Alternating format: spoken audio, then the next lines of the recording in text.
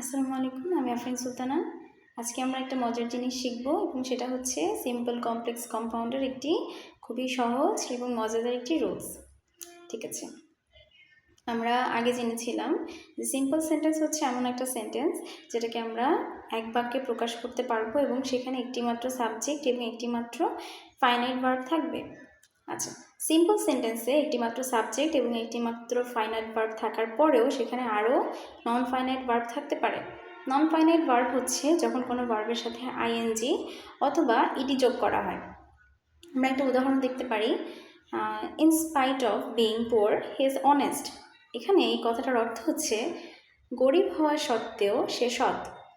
এখন আমি যদি চাই এই বাক্যটাকে আমি একটা বাক্যে রাখবো না, আমি যৌগিক বাক্যে রূপান্তর করব, অথবা আমি জটিল বাক্যে রূপান্তর করব, তখন আমাকে কি করতে হবে? তখন আমাকে বলতে হবে যদিও সে গরিব তবুও সে সৎ। এই কথাটা আমরা কিভাবে বলতে পারি? যদিও বলার জন্য আমরা দো ব্যবহার করব এবং দো হচ্ছে কমপ্লেক্স সেন্টেন্সের একটা কমপ্লেক্স মেকার।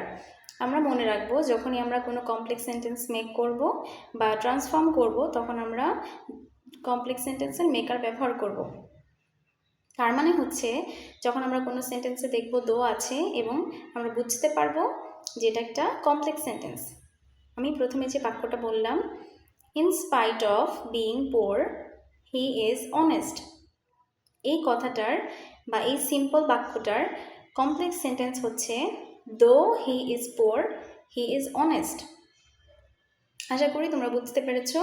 আমি আবার রিপিট করছি, যদি সিম্পল সেন্টেন্স হয় in spite of being poor he is honest, complex হচ্ছে though he is poor he is honest.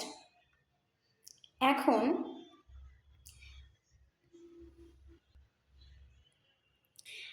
আমরা যখন কোনো কমপ্লেক্স সেন্টেন্সে দেখব দো দিয়ে বাক্যটা শুরু হয়েছে, তখন আমরা বুঝবো এটাকে সিম্পল করার জন্য আমাদের ইন স্পাইট অফ লিখতে হবে।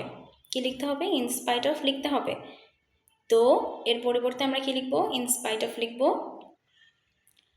কমপ্লেক্স সেন্টেন্সে যদি কোনো am, is, are, was, were অর্থাৎ কোনো বি ভার্ব থাকে, আমরা জানি বি ভার্ব হচ্ছে 5 প্রকারের, am, is, are, was, were. যদি কোনো বি ভার্ব থাকে তখন আমরা সিম্পল করার সময় বিং শব্দটা ইউজ করব। আবারও বলছি, বিং শব্দটা ব্যবহার করব। আর যদি কমপ্লেক্স সেন্টেন্সে কোনো হ্যাভ ভার্ব থাকে, হ্যাভ, হ্যাজ, হ্যাড, এগুলোকে আমরা বলি হচ্ছে হ্যাভ ভার্ব, তখন আমরা কমপ্লেক্স থেকে সিম্পল করার সময় হ্যাভিং ব্যবহার করব। তাহলে কি দাঁড়ালো? কমপ্লেক্স সেন্টেন্সে যদি বি ভার্ব থাকে তখন আমরা সিম্পল করার সময় বিং ব্যবহার করব। যদি হ্যাভ ভার্ব থাকে সিম্পল করার সময় আমরা হ্যাভিং ব্যবহার করব। যেহেতু কমপ্লেক্স সেন্টেন্সে ছিল though he is poor, he is poor, is ভার্বটা হচ্ছে একটা বি ভার্ব, তাই আমরা সিম্পল করার সময় ইন স্পাইট অফ বিং, ইজের জন্য আমরা বিং আনছি, বিং পোর, বাকি যে প্রিন্সিপাল ক্লজটা আছে সেটা অ্যাজ ইট ইজ আমরা রেখে দিব। তার মানে হচ্ছে আমরা কমপ্লেক্স সেন্টেন্সে দুটো ক্লজ পেয়েছি, একটা হচ্ছে সাবঅর্ডিনেট ক্লজ, একটা হচ্ছে প্রিন্সিপাল ক্লজ। আমরা প্রিন্সিপাল ক্লজটাকে কখনোই টাচ করব না, যে সেটা অ্যাজ ইট ইজ আমরা রেখে দিব, আমরা শুধু চেঞ্জ করব সাবঅর্ডিনেট ক্লজটাকে। আশা করি আজকের ক্লাসটা তোমরা সবাই বুঝতে পেরেছো।